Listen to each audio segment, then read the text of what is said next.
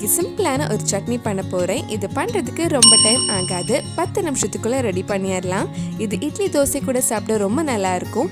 இந்த சுவையான மிளகாய் சட்னி எப்படி செய்கிறதுன்னு இந்த வீடியோவில் பார்க்கலாம்.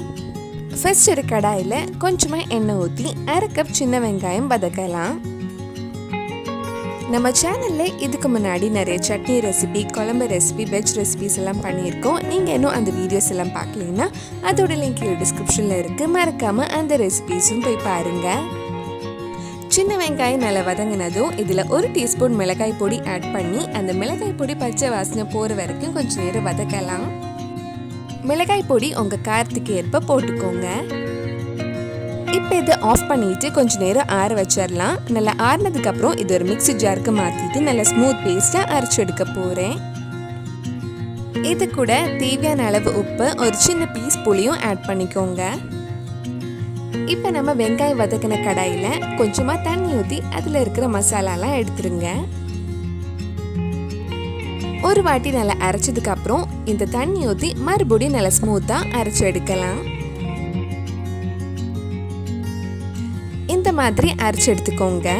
இப்போ தாளிக்கிறதுக்காக ஒரு கடாயில் கொஞ்சமாக எண்ணெய் ஆட் பண்ணுறேன். எண்ணெய் சூடானதும் கொஞ்சம் கடுகு போடலாம்.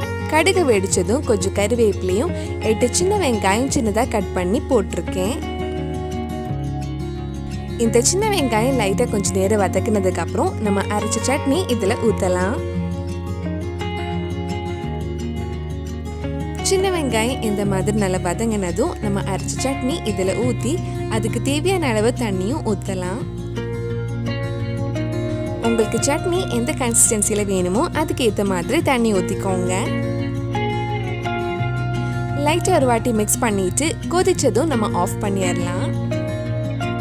கடைசியாக இதில் கொஞ்சம் டேஸ்ட்காக 1/4 டீஸ்பூன் சுகர் ஆட் பண்ணுறேன். இது ஆப்ஷனல் தான், ஆட் பண்ணலைனாலும் பரவாயில்லை. இது கூட கொஞ்சம் காய்பொடியும் ஆட் பண்ணி மிக்ஸ் பண்ணதுக்கப்புறம் ஆஃப் பண்ணிடலாம். சுவையான மிளகாய் சட்னி ரெடி ஆயிடுச்சு. ரொம்ப சிம்பிளாக ஈஸியாகவே பண்ணலாம். கண்டிப்பாக நீங்களும் இந்த சட்னி உங்கள் வீட்டில் செஞ்சு பாருங்கள். பிடிச்சிருந்தா இந்த வீடியோவை லைக் பண்ணுங்கள், உங்கள் ஃப்ரெண்ட்ஸ் அண்ட் ஃபேமிலிக்கு ஷேர் பண்ணுங்கள். வேறு நல்லா சட்னி ரெசிபி நம்ம சேனலில் ட்ரை பண்ணலான்னு கீழே காமெண்ட் பாக்ஸில் சொல்லுங்கள். நீங்கள் இன்னும் என்னோட சேனலை சப்ஸ்கிரைப் பண்ணலைன்னா மறக்காமல் சேனலையும் சப்ஸ்கிரைப் பண்ணுங்கள். கூடவே அந்த பெல் ஐக்கனையும் ப்ரெஸ் பண்ணால் நான் புது வீடியோ போட்ட உடனே உங்கள் ஃபோனுக்கு நோட்டிஃபிகேஷன் வந்துடும்.